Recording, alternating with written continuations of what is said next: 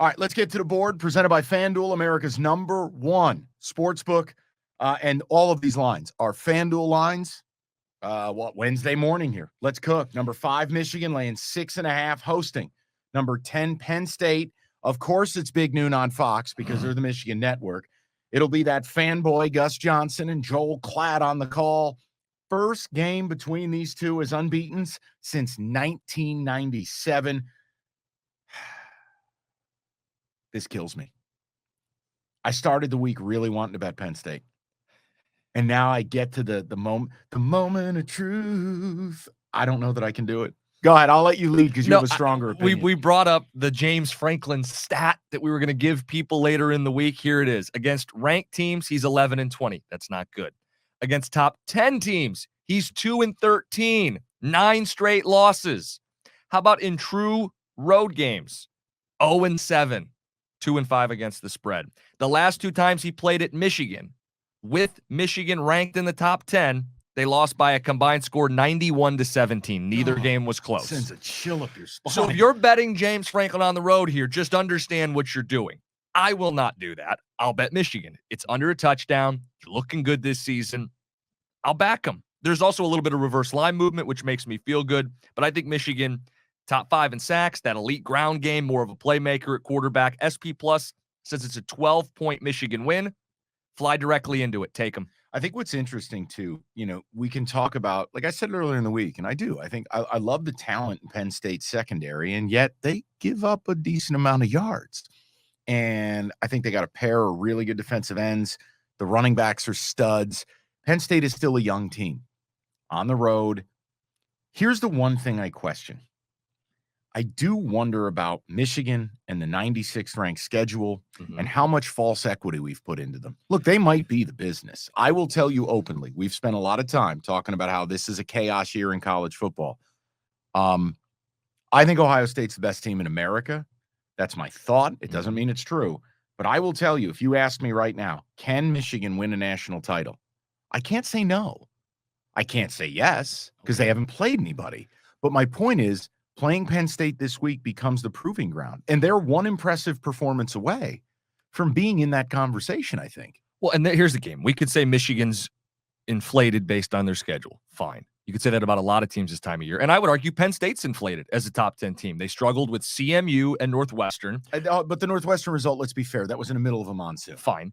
They're the only Big Ten teams that are worse on third down are Northwestern, Iowa, and Rutgers. And you got to go on the road, and you're not going to convert a good amount of third downs. Sean Clifford, for the number of years he's been there, he's orchestrating an offense that hasn't been clicking this season. Yeah. Yeah, and you know what? Full disclosure. I said this on the Monday show. I don't allow myself to bet against Michigan generally because I hate their guts.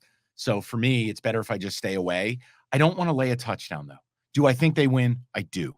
But, man, they just hang – God damn you, FanDuel. They just hang that 7 out there. I got you $1. Well, it's 6.5.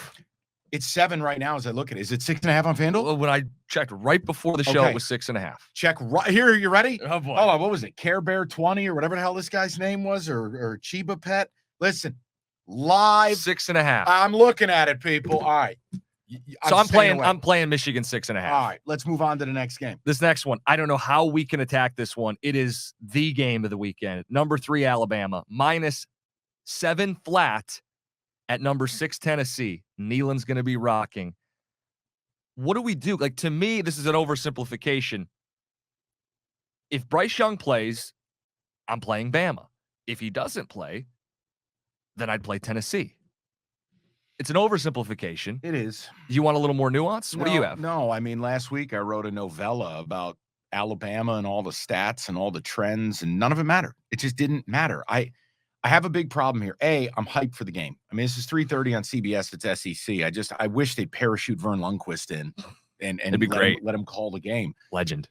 But first of all, the Bryce Young thing, I thought they'd be okay without him. I thought they'd be able to ground and pound. They couldn't against A&M.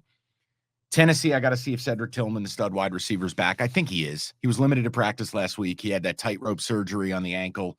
He'll be back. That's a big help for them. And then their left tackle, Mincy, who might be their best O-lineman, he should be back, but we don't have that. You're factoring in Nick Saban. They're laying a flat 7. I just have concerns about their secondary, and I never say that at Alabama. I never do. Their secondary, Jim, it's not good. There's no other way to put it. How about this? It's good, but not by Bama standards. No, it's not by Bama standards. Tennessee's secondary is worse.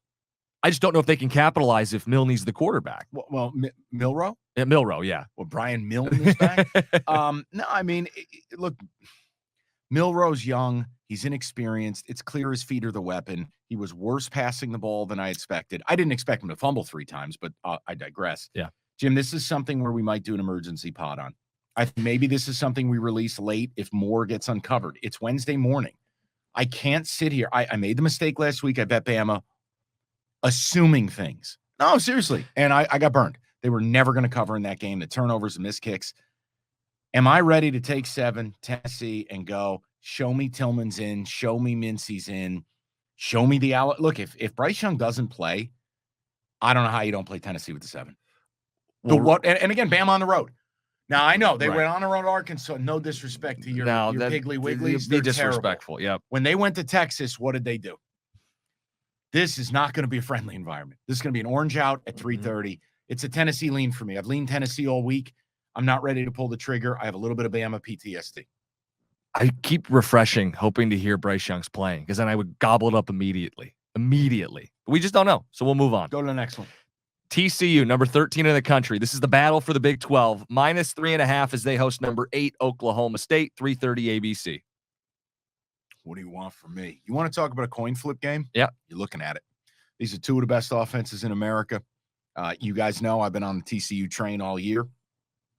Quentin Johnson, my God, with the 12th pick in the NFL draft, some team selects Quentin Johnson. I mean, the receivers are awesome. Duggan's a great story about a kid who didn't transfer, a kid who could have quit, could have left, didn't, got the job back.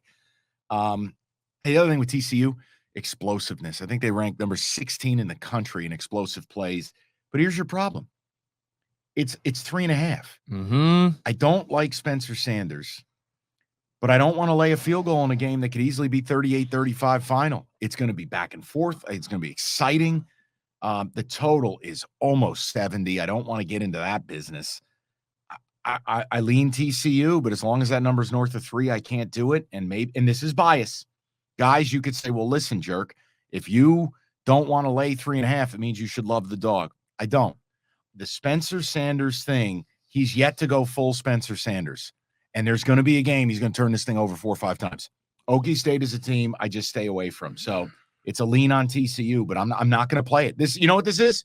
If I'm sitting home Saturday, 3:30 ABC, touchdown Oklahoma State, they get another kick return or whatever it is, and let's say it's 14-7 OKIE State, and I get TCU getting 2.5, getting 3, whatever it is, maybe live. But I'm not going to make this an official play. I think the minute that line went north of 3, I had to show discipline. Discipline, Mike, is in the building. All right, you talk 50-50 game. SP Plus says it's quite literally 50-50. So I'm not full of shit. No, they think it's going to be 31-31, which is impossible. So you have to then take the points. And that's where I'm at on this. Oklahoma State showed me something when they went down to Baylor and won that game. Right? I was skeptical going into the season. I needed to see them do it. They did it. Yeah. And they did it. They manhandled them. In large part because these super seniors on their defensive line, they're one of the beneficiaries. They were a year ago and this year of the 6-year senior. So that front generated 7 TFLs against Baylor. That's a good offensive line in Baylor. Mm-hmm. They got 10 a game. That's how you get in and disrupt TCU and make it 3rd and long. So I like them wreaking havoc on the road. They got a playmaker at quarterback. I'm getting 3 in a field, 3 in a hook. I'll take them. Do you think there's any chance either team – look, TCU has a ground game. TCU has physicality. Running back, oh, God, what the hell is he's got a fun last name, and it's escaping me because I'm old. The point is there any chance you look at under 68.5? It's ballooned up. It's – come on. On the open, it was 60. It's 68.5. You got Planet Earth on the over. Would there be any scenario you'd look under? You said S&P Plus has it at 62. 62 is their total. That's almost a touchdown of value. I'm asking. But again, this is one of those games we talk about where quarterbacks push each other in a game that should be lower ends up getting pushed up with a couple big drives late. And then you're the guy. Drives is the key. There's an element here where both teams can pound the rock. I'm asking. I'm Oklahoma State last year was a better running team when they had Jalen Warren. So yeah. I don't know. You know what the sick part is? What? You can feel it in my bones. I'm trying to find a way. I want to. You know what it is? And this is where sports betting is so much fun, provided you do it responsibly. Is like I want to watch this game anyways. Mm-hmm. But the idea of then having a side, having a stake in a game I already want to just sit and get the proverbial popcorn. You can feel it. I want to bet this goddamn game, but I'm trying so hard to be responsible. I will. Oh God, watch TCU win by 40. My head's going to explode. All right, go ahead. Just keep moving. Wait, one last thing on the game. You mentioned it on the recap. You just said it today. You said Duggan's a great story because he didn't quit. I do want to stick up for these guys that transfer because we saw Joe Burrow transfer. He's not a quitter. We saw Kyler Murray transfer. Baker Mayfield. These guys won Heisman trophies, got taken #1. If you transfer, you're not a quitter. No. It's a good story for right. Duggan. It's a great story for Duggan.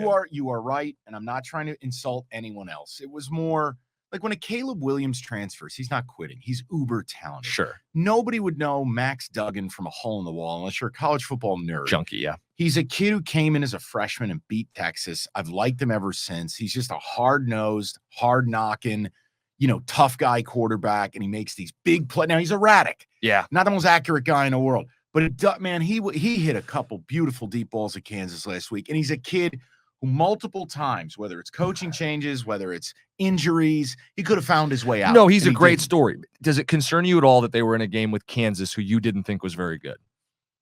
Like, does Oklahoma State finish what they couldn't with a backup quarterback? Maybe. And again, I don't want to re-adjudicate this. We were texting. I thought the replay officials, it was a joke. Like, what was Bernie Lomax, the replay official? There were multiple Kansas touchdowns that weren't touchdowns. Winner of this game wins the Big 12. True or false? True. Okay.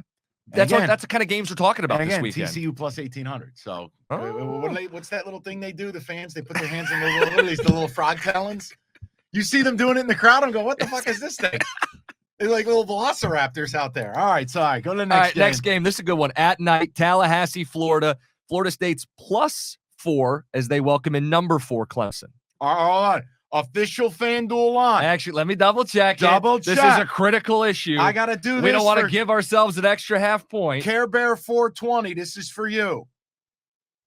Come on. It's 3.5. It is 3.5. See? Jim I was Costa. trying to cheat us. Fucking scumbag. All right. 3.5. For the record, I'm not trying to cheat anybody because I'm taking Clemson. Well, that's the lean anyway. Why don't you start with this, and then I will give you my nuanced handicap on this. You introduced the concept of the gauntlet a week ago. The idea that you play a bunch of big games in a row and then the last team pops you. Well, Florida State's been getting run through that gauntlet, losing all these games, losing to Wake, losing to NC State. Now they play Clemson, the best of the bunch. They're a run-first team, which is great, except, Clemson has the best Power 5 run defense. They give up 64 yards a game, 2.2 yards a carry. So that's going to be tough sledding. Home, road, doesn't matter. That travels. And I like the season that DJ Uiagalelei has. I like the season he's had. He's been one of the best quarterbacks in the ACC this season. The difficulty of throw, I like him going on the road and picking up a win here and winning by more than the 3.5.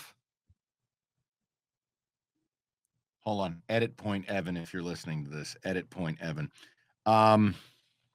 I'm trying to just get a piece of, I wanted to add something a little more nuanced than what I was about to say, but you know what? Maybe I'll just keep it fun. Okay. Oh, my Lord. Well, here it goes. Screw it. All right. All of that makes sense. Jim, all of it makes sense. You know what doesn't make sense? This line opened up, and it was Florida State getting 4. Everything you said makes sense. And I know it doesn't always work out, clearly, but this is a return to basics for me. This is something where it's like, all right, the line looks fishy. There is a ginormous money differential on this game. 20% of the tickets 19% of the tickets make up 54% of the money on Florida State. I'm getting the home dog. I can't make sense of it. And let's be fair, Clemson's had their own gauntlet here. It's true. There's been kind of a round robin in the ACC. But you know what? This is what, before they ruin it all, this is what makes college football great. Clemson had the big showdown against Wake, had to win the double OT game, come back. You play this big home night game, NC State meat grinder game. Mm-hmm. NC State's offense, no bueno. But the defense, they were hitting out there. This is also now Your reward is to go on the road again. You'll have a sellout. Florida State has lost 2 in a row. I could argue they should have won them both. The Wake Forest game was a cavalcade. Mike Norvell showed up in a clown car with the mistakes they made. And last week, Jordan Travis, Yes. I always call him Dylan Travis. Jordan Travis throws a pick in the end zone when they're in field goal range to win the game. Look, I don't have great reasons. My reason is it looks weird, and I'm going with it. I'm taking Florida State. So I'm not putting it on the final card because things like money differential and the home team in Tallahassee at night. But I like Clemson. I would lean Clemson. Okay, I'm taking Florida State, which means planet Earth, go Clemson. Do you? Perfect. Fade parade. Fade parade. I got to put a warning label on the last game of the board picks because I love this game, and you know that's dangerous. Hold on. What are you, Utah? Utah. I love this game. Love Utah. So hold on. We're just going to hold hands and do this. And if the people want to fade it, fade it. Fine. You ready? This game loses. You explain how. Go ahead. Utah -3 over number 7 USC. DJ Scratch. What? Because nobody walks into Rice-Eccles Stadium and gets out alive. You ready for an against the spread? If you like trend betting, well, mon frere, let me tell you, we got a trend for you. Give it to him. So I want you to know that I did this like by hand. I went back through box scores. No one had this. I couldn't find it early in the week. Oh, you poor thing. I know. I got a notepad and a pen. Hand-counted stat. Utah is 23-1 straight up as a home favorite since 2018. Done. They defend their home field. They are physical. We'll get to why that's bad for this specific matchup in a second. But I didn't stop there. I wanted to know, what about night games? 15-1 straight up as a home favorite at night since 2018. Okay, well, we're playing with a spread. What was the deal there? I feel like we should be playing some Sade under this. This is sexual. Go ahead. A little rasp in the voice. Yeah, do it. Mike, they're 11-4 against the spread as a Go home Casey favorite Kasem, at night. my request and dedication.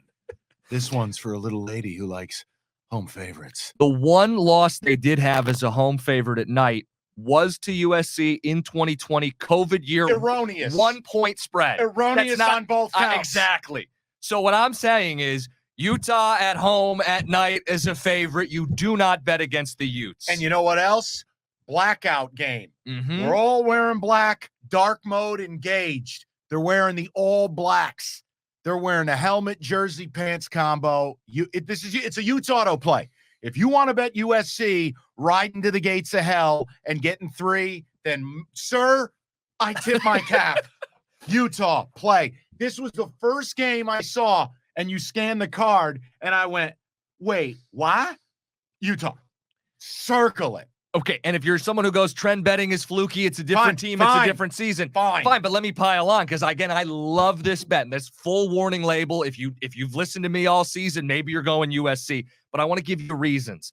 Utah, fewest yards allowed in the Pac-12. The best pass defense in the Pac-12. That's a great matchup against a pass-happy USC a very team. shaky offensive line. And how about the deal, too? They can run it. Utah can't. 200 yards a game. That's been USC's biggest weakness. Stanford and Oregon State showed us that. So you're also getting the money differential. Everything says Hey, can I also Utah. throw this out there? And it's not a total equal, but no disrespect to Caleb Williams. It's not like they have a huge advantage over Cameron Rising. Seriously. Cam Rising is one of the most underrated quarterbacks in the country. You're getting him at home, dark mode engaged. Also, he's one of the most infuriating quarterbacks to play against. Like, because he just makes something happen out of nothing. He's great with his feet. It's the Utes. That's it. I don't want to talk about it anymore. Okay. Utes. Okay. Dark mode engaged.